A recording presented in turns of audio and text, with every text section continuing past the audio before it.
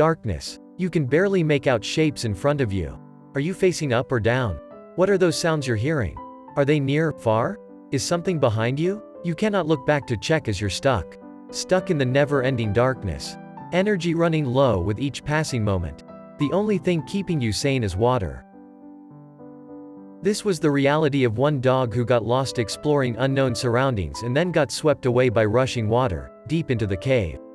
But as tragic as the situation seemed to be, it can be said, this has got to be the luckiest poodle in existence. Its time in the darkness was at an end, as the pup was miraculously rescued by a group of cavers who came upon her while exploring 500 feet, 152 meters, below the surface.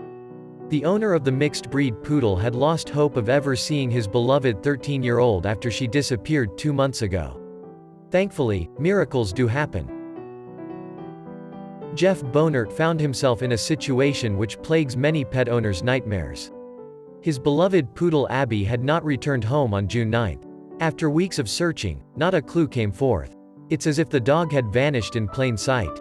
Jeff lost all hope of ever seeing her again, remembering the 13 years they spent together and grieving time lost. But life has a lot of twists and turns. Just like the underground tunnel system that experienced cavers Jerry Keene and Rick Haley took a group to explore on August 8. The team of around 30 spelunkers were excited to be mapping caves north of Perryville, Missouri, as part of a project for the Cave Research Foundation.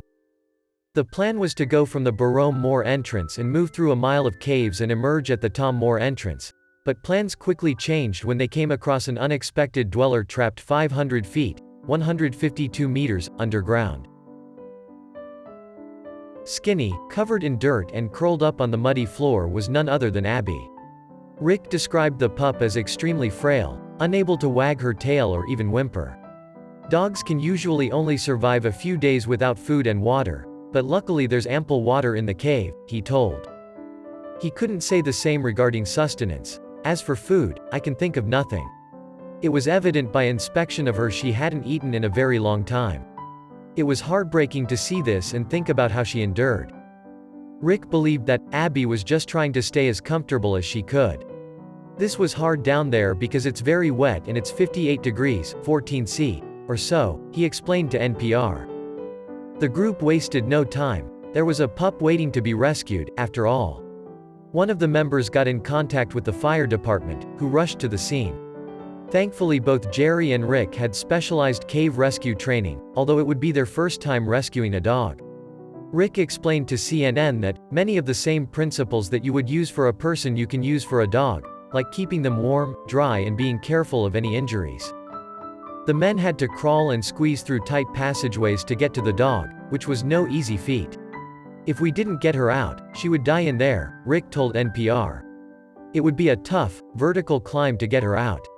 But we were up for it. The rescue took 90 minutes in total. The poor canine was reluctant to walk, so Rick placed a blanket in a duffel bag and she stepped in, allowing them to carefully maneuver her out of the cave. While Abby sat cozy and secure in the bag, Jerry and Fire Chief Rob Cahoon went on a mission to find her owner.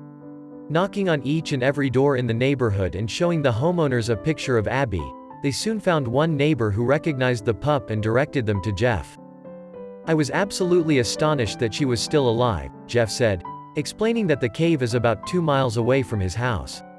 She's a real survivor. We can only imagine the excitement both of them felt at the moment of their reunion. The lost pup was returning home, but not before a trip to the vet. Once she received a checkup and some treatment, she was cleared to go home. According to Jeff, she's been recovering slowly but steadily, getting back to her former self each passing day. The rescuers have a lot of hope for her, noting the moment they offered her a beef stick. Abby seemed ready to go up for another adventure. Abby must have been blessed by the gods, as her story is one of miraculous luck. Rick explained how easy it would have been for the pup to drown in the vertical and very tight cave passage, which often fills up with water. At times, there was likely too much water. There was heavy rain in the time period she was there, he said. It's unclear how the dog ended up so far in the cave. On the day of her disappearance, Abby was playing off-leash with Summer, Jeff's other dog. Only one dog came home, he told NPR. She hangs pretty closely with Summer, so I knew something was definitely wrong when she didn't come back. He put the word out, but the searches yielded no results. The rescuers and her owner believed that the most likely scenario was that Abby had set her gaze upon a small animal, like a mouse or raccoon, and decided to chase it.